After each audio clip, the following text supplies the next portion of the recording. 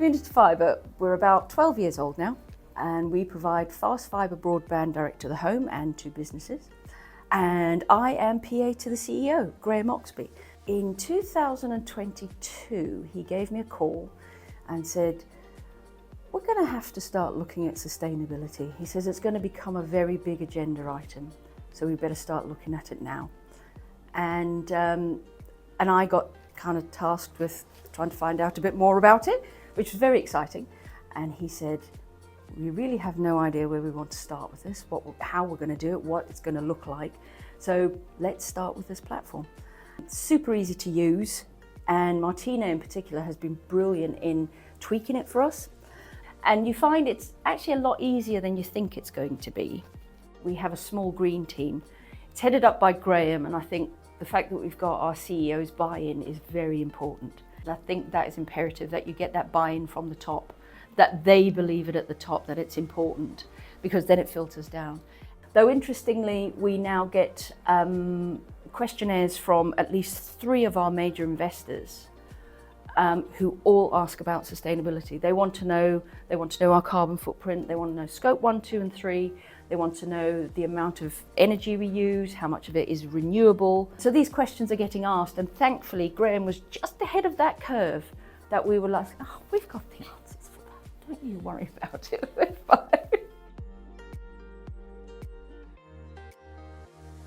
We all headed over to our warehouse in Longwood, and we went through every single item we buy, and we looked at the packaging. And there were some real crazy things. So for example, you know those plastic barriers you kind of put on the street so people don't fall down the hole? They were wrapped in cling film. Now these barriers are plastic and waterproof, but came to us covered in cling film. Once we'd sent them all our findings and stuff like that, that's when we decided to have a sit-down meeting with them and see what could be done. And we were just so thrilled with the positive response we got from everybody. And then we had several breakout sessions as to what Community Fibre could do for the suppliers to help reduce carbon footprint.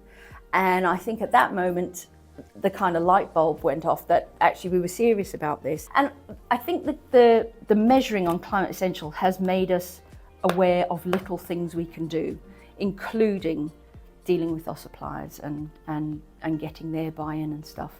It's because you look at the numbers and scope 3 is up here, everything else is down here, and it's like, well, we can do lots about this, you know, switching. We're currently up to just over 97% of our cabinets are now on green energy, and the rest will be on green energy by end of 2026, I reckon. What we're trying to do is build in an as standard focus on sustainability for all our suppliers, and in particular this company that's helping us with the routers. That was one of the first contracts we actually built a sustainability clause in, which is measuring your carbon footprint.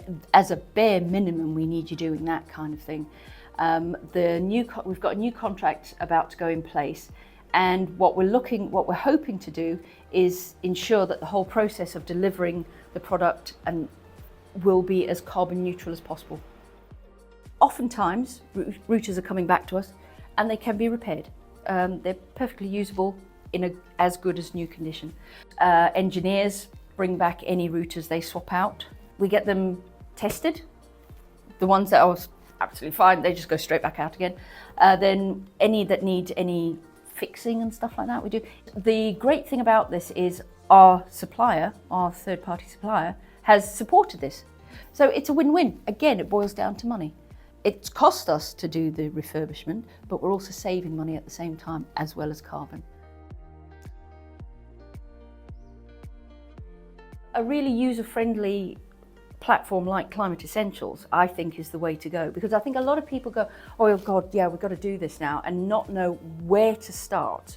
Whereas with Climate Essentials, what you do is you just go in, you put your numbers in, you get your numbers out at the end, and you've got all these lovely little graphs and stuff like that. I love a good graph, me. It's only when I'm pulling those slides together do I think, oh my, we did that, and we did that, and we actually did that, and now we're doing that. It's those little changes have actually been building up so that we've got a lot to shout about.